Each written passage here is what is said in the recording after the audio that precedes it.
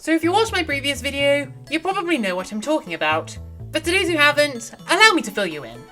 Back in the lead up to Scarlet and Violet, my buddy Spiel had a dream about a Pokemon Direct, where they announced a new type called Deep Type, which is all about the deep sea and deep space. In my last video, I made a Lovecraftian variant of Cyclizar that I named Cthulhuzar, in reference to the stuff that was in Spiel's dream. But today, we're talking about a certain uncommonly used Pokemon line, one that was also in the stream, Clamperl, Huntail and Gorebyss.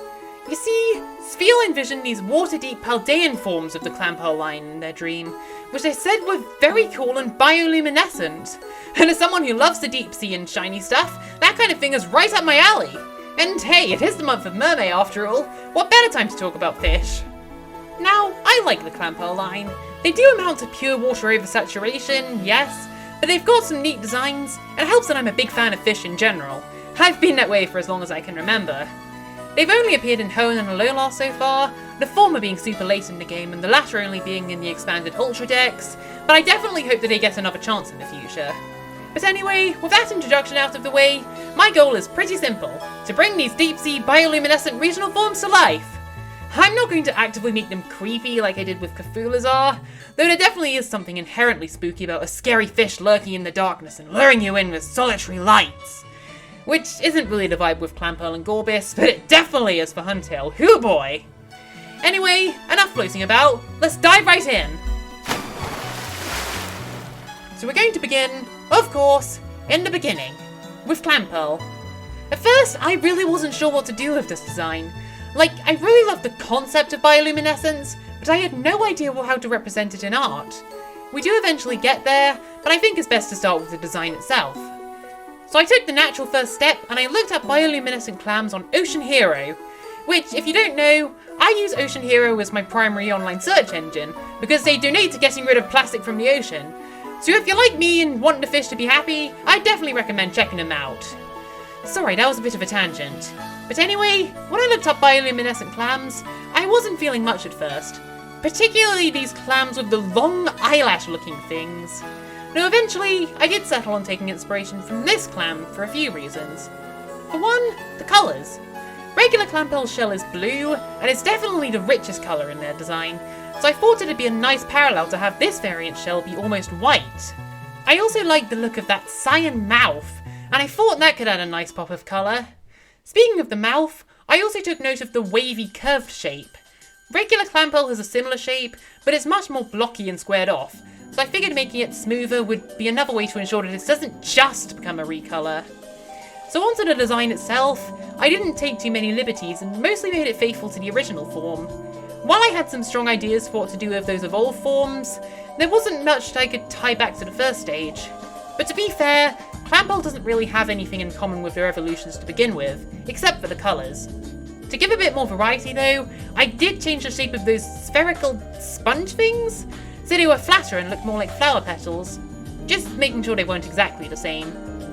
For the colours, I went with what the reference gave me, combining purplish white with teal. Instead of the white rim around the shell, I instead made it bright cyan. I made the pearl blue at first, but I thought that it blended in too much with the rest of the design, so I later changed it to purple. Then we get to the shading, where I ended up taking a bit of an interesting approach. I started by using some airbrushes to give the pearl a shiny look, but then I continued to use those airbrushes to add some more gradients and such to all the other parts of the design. And then once I was done with that, I added some shading over the top. I did the shading the same way I usually do when I'm drawing Pokemon, by starting with cell shading and then blurring the edges. In the end, I really like what I did with the gradients. I'm trying to steer my art away from having just flat colours, but I've never found it all that easy until now. So here we are, here's the finished art. After I stopped recording, I desaturated the colours a bit, since the Pokemon style tends to have softer colours on the whole. I also decided to make the shell borders a bit thicker, to put a bit more emphasis on them. And now we get to actually making this baby bioluminescent. I took the shell and I darkened it like crazy, while brightening everything else so that it stood out a lot more against the black. I also made the pearl glow bright blue like the rim, to help it stand out even more. The clams that I was referencing had some pretty intricate light patterns on them, but I was hesitant because Pokemon are meant to be very simple and stylized designs, and I didn't want to try any excessive details or markings. Besides, deep-sea creatures don't need to have light coming from their entire body. Take the anglerfish, for example. They just have the one light on their headstalk. On the whole, I think this art turned out pretty well. I feel like I'm starting to get more of a grasp on how to draw in a Pokemon-like style. I figured out the right thickness for the outlines, and I'm getting more of a grasp on how to handle the colours. I think the shading is still too saturated though. I used linear burn layers for the shading in this video, and while I did try shade and multiply layers, they didn't get the result I wanted with these less saturated shadow colours. Though of course, what works for my style doesn't necessarily work for the Pokemon style. I think in the future, I'll probably use multiplier layers for my Pokemon art, and just try to experiment with the colours more to find the ideal result. So now we're moving on to Huntail, one of Clamperl's 2 evolutions, which, fun fact, Huntail canonically is bioluminescent already, since they light up the eyes on their fishtail to attract prey. Though of course, I'm cranking that up to 11, and the direction I took with this one is, well, you'll see. So to start things off, I did research on Bulbapedia to check what Huntail is based on, and it turns out there are actually a lot of potential fish that inspired this guy. Let's see, gulper eel, viperfish, one-jaw, moray eel. But what caught my attention most was the oarfish. At first it was my inner Touhou fan that got excited, but then I got really interested when I saw the Japanese belief that beach oarfish are supposed to be a warning for earthquakes, as referenced by Huntail's Ultra Moon Dex entry. So then I looked it up, and lo and behold, oarfish are actually bioluminescent. Or rather, possibly bioluminescent. That got me really excited, especially since oarfish give me pretty elegant vibes, and that it'd be fun to try and translate that design into something far more aggressive like Huntail. So the first thing I wanted to do was give Huntail some oarfish-like features. Instead of the big fin on top of the head, I gave him a long, thin crest to match the one seen on oarfish, though I made it less extravagant to keep the design simpler. This is still a Pokemon after all. Later on, I found a better reference image that also inspired me to give Huntail some long whiskers. I moved the fins on the side of his head higher up and shaped them to look like oarfish's gills? I think that's what those are. The line of fins along the back got changed to one long flat fin, one of the oarfish's most defining traits. I also put these little spikes on the ends of the tail, because at first I also wanted to take inspiration from another bioluminescent fish, the black dragonfish, which might have also been an inspiration for Huntail. I thought the line of points on the tail looked neat, but it really didn't translate well into the Pokemon style, so I scrapped it. At some point, I also considered replacing the fish tail with something more similar to an actual oarfish tail, but in the end I decided not to. The fish tail is too iconic for Huntail.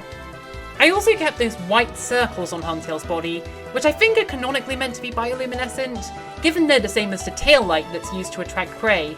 For the colour scheme, I followed what the oarfish already has by making him white and red. For the shading I leaned towards purple, which I also used to put a bit of a subtle stripe pattern on the body. And later on, when I made the bioluminescent version, I decided to have the body lights and red fins be the parts that glow, along with his eyes and teeth. Yeah, I don't know why the teeth would be glowing, but that'd be pretty terrifying when you're lost in the abyss. Later on, I did briefly consider removing Huntail's pupils to give him more of that creepy deep-sea predator vibe, but I didn't think it suited the design, so I ended up not going through with it. Surprisingly, I didn't find too much to talk about with Huntail. He was a bit of a struggle during the sketching process, but once I got past that, it was fun putting this design together.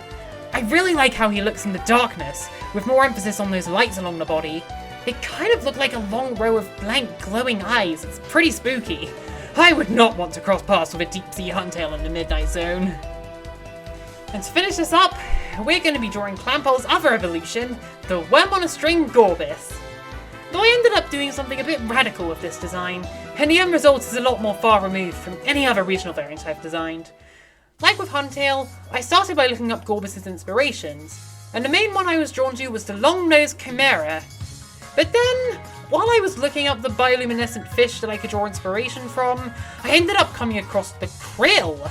They're these tiny little sea shrimps that get sucked up by whales, and I genuinely had no idea they were bioluminescent until now. And looking at their general shape compared to Gorebyss, that's how I got inspired. I feel like this Gorebyss design ended up being more of a convergent form than a regional variant like Clamperl and Huntail. I kept the head shape the same, and I repurposed the clamshell bra as fins on the sides, but that was all I kept the same. I gave Gorebyss the segmented white body of the krill, but I tried to make it a bit more serpentine to fit the original species. For the colours, I figured that I should give Gorebyss either a vivid purple or a teal colour scheme. Something I noticed about regular Clamperl is that their colours subtly match both of their evolved forms. The shell is blue like Huntail, and the pearl is pink like Gorebyss. So I wanted to carry that over in my variant designs as well. I made Huntail purplish white like Clamperl's shell. That was actually a coincidence, but oh well. But deciding on Gorebyss's colours was a bit trickier. The purple matches the pearl, yes, but I could instead go for teal to make her stand out more from Huntail. In the end, I picked the colour from the pearl, though I made it a lot paler and shifted it more towards blue. Something else I did with the body was giving it some coloured outlines. Generally, Pokemon designs don't use coloured outlines too often. They only really appear on more supernatural Pokemon, like Minior and some of the Ultra Beasts. At first I was going for a translucent look, being inspired by Nihilego, though the direction I took with the rendering didn't fit that intention. Still, I think the coloured outlines do stand out and help carry that intention that her body has a bit of a different composition, particularly compared to the regular black outlines on the head. As a side note, I definitely recommend using coloured outlines in your art. My regular style generally uses black lines for the outlines, but for the details on the inside of the outline, I instead coloured them in. If it was just black lines, it'd look more plain. If you're wondering how I make the outlines coloured, clicking on this checkerboard button will cause anything you draw to only be applied on top of the art that you already have on that layer. Should I make a video where I talk about my drawing process? Would you guys be interested in that? But back on topic, the last thing I have to cover would be the bioluminescent form. Because almost the entire body gives off light, it had to be handled very differently compared to Clamperl and Huntail.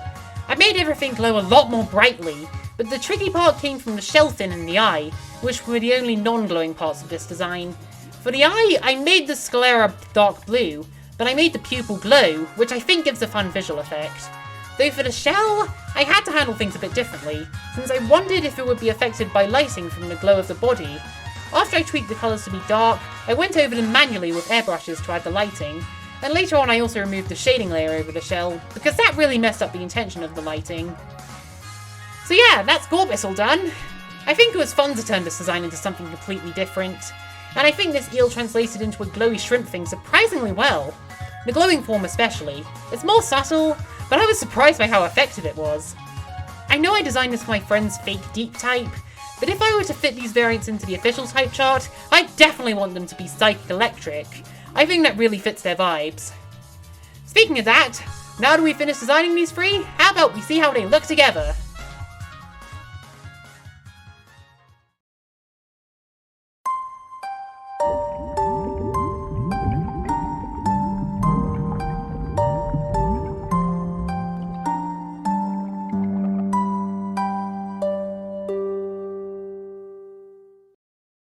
And there we are!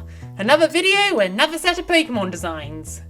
I'm not sure if I'll keep making more designs for the deep type, but I definitely want to keep designing more Fakemon in general. I've got a whole original Fakemon region on my mind that I'd love to share someday, though I know that with the sheer number of designs to make, that it'll take a while. Still, a big part of why I wanted to make this channel was to show off my original art content to the world, so I'm willing to commit to it. Until then, why not subscribe so you can keep track of my future videos? Also, be sure to leave some comments about this video. What did you think of these guys? How do they compare to the original designs? Should I do more deep sea Pokemon? Let me know! Also, be sure to follow me on Twitter and Instagram, because I share a lot of my art there, including a lot of art that you wouldn't see on YouTube. But anyway, that should be all for now. Stay hopeful, don't give up on your dreams, give your respects to underrated Pokemon, and I'll see you all next time.